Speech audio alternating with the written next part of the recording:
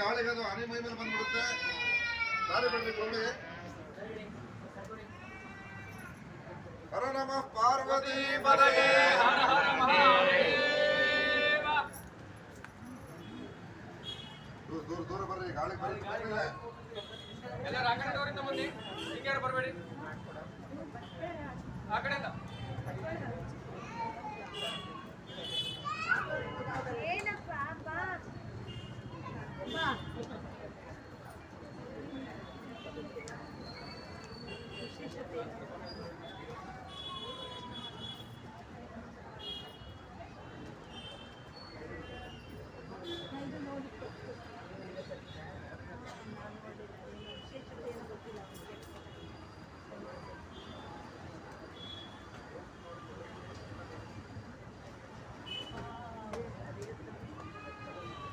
ದಾರಿ ಬಿಡಿ ಗುರುಗಳಿಗೆ